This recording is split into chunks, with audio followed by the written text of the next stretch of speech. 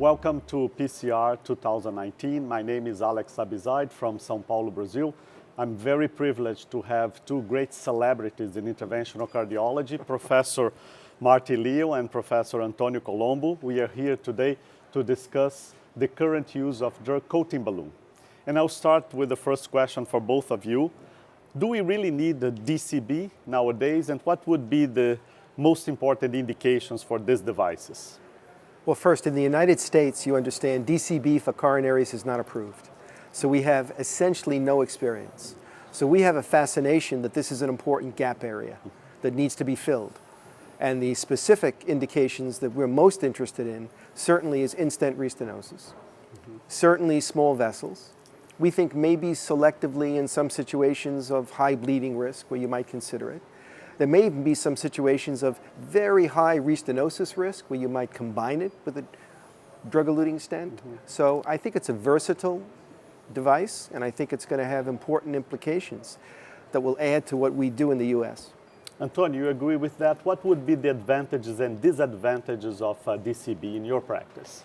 I think DCB will give a unique advantage, excluding the chapter of in-stent restenosis. When you do DCB in a native vessel, you allow the vessel to remodel in the future. When you place a stent, you jail the remodeling. At the best, you have no change. We know how important is remodeling, especially in small vessels, and the drug-coated balloon allow the vessel to remodel. And I really think this is the hope that we had with bioresorbable scaffolds, to free the vessel from the possibility to expand. Fantastic. So, Mari, we started a long time ago with Paclitaxel coating balloon. So now we start to see some interesting data on sirolimus. Why did it happen? Why not sirolimus from the beginning? I mean, obviously, for all drug-eluting stents now, sirolimus and sirolimus analogs are the default pharmacotherapy. We think it has the best efficacy safety profile. But it's not so easy for this drug to be retained in the vessel wall. It was much easier to get Paclitaxel into the vessel wall, so it was used preferentially in the beginning. Now there's some creative technologies that are being developed that allow sirolimus to efficiently get into the vessel wall from a balloon and to stay there for long enough to exert an effect over the first several months. So for instance, one of the newer technologies uses phospholipid submicron particles that encapsulate sirolimus particles and serves as an excipient to transfer into the wall. So the newer, more sophisticated technologies like this, I think, will allow sirolimus to become a very effective partner with the balloon in these new DCB formulations we're seeing. So still talking about specifically about sirolimus eluting balloon, drug-coating balloon, Antonio, you are very fortunate to have experience, to be exposed to some of these new devices here in Europe. Can you share with us some of the clinical data?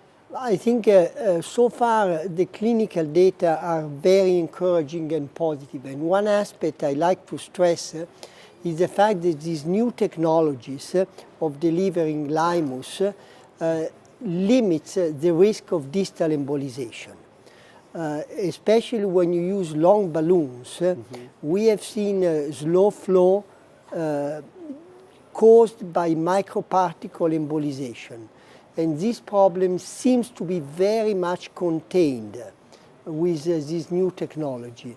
And I believe this is a risk that you want to minimize, and I'm happy about this possibility.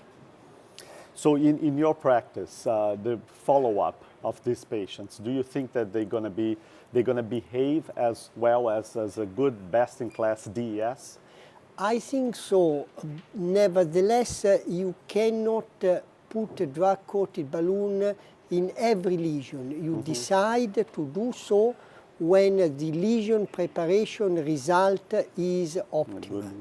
If the lesion does not behave well with the lesion preparation, bed dissection, lumen gain insufficient, don't struggle. you place a stent. There is nothing wrong to place a stent. Be selective, but if you are able and willing to be selective, I would say 70% of the time you use a drug-coated balloon, 30% you accept a stent implantation, your result will be good. You have to also to be willing to spend time to prepare the lesion. Yes. Don't dilate the lesion with a drug-coated balloon, period. Prepare the lesion and then do drug-coated balloon. Fantastic. So, Mari, as one of the best trialists I ever met, what would be the ideal study design to convince FDA to approve DCB in the United States? So either fortunately or unfortunately, the FDA requires clinical evidence. It's nice to have impressions, it's nice to have strong positive feelings, but the FDA wants data. So we have to present them with a convincing clinical trial, which in this case will have to be randomized trials. So we're in the process of developing a series of randomized trials that I think are achievable, that should convince both the FDA and the practicing community of the utility of a drug-coated balloon. So the two areas that we focus on are in-stent restenosis, where we'll do some form of non-inferiority trial. These studies are usually 300 to 400 patients with a primary endpoint of target lesion failure, usually at a year, and comparing a drug-coated balloon to, in the one design I'm most interested in, standard therapy, which would either be a balloon or one of the new a preparatory balloons or a drug-eluting stent. So that's one trial design in one class of patients. The other is small vessels, and we learned a lot with Basket Small 2, and that was a very effective study. I think if we could replicate those results of non-inferiority in small vessels, comparing a drug-coated balloon to a stent, which I don't like putting in small vessels, then I think it would be a winner. So that also would be a non-inferiority design, probably target lesion failure again. And my feeling is that we have a very good chance of being able to demonstrate that with this new generation of drug-coated balloons, that at least for these two indications, with randomized data, that we could get FDA approval and general acceptance. Excellent. I think this was a great discussion, and we really hope that these innovative devices will help us with the armamentarium in our cath lab in difficult situations such as small vessels, ISR, and potentially side branch for bifurcation. With that, I thank you so much for your instructive interview. Thanks. Thank you. Thank you.